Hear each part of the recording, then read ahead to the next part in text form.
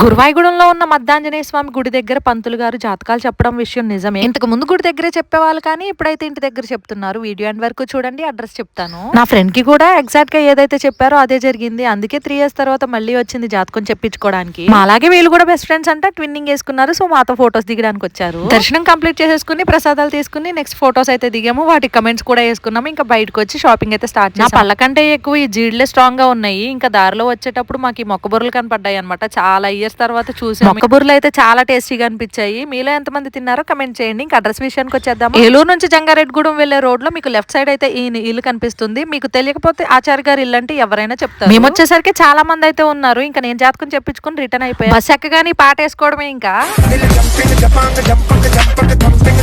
Free bus పెట్టిన తర్వాత ఇదే ఫస్ట్ టైం నేను ఎక్కడం. ఎందుకు ఎక్కానా అనిపించింది అసలు ఈ రోడ్లు చూసి. ఆచార్య గారి మొబైల్ నెంబర్ చాలా మంది అడుగుతున్నారు, కానీ ఆయన అయితే ఇవ్వద్దని చెప్పారు. మీకు కావాలి అనుకుంటే ఇంటికి వెళ్ళి చెప్పించుకో.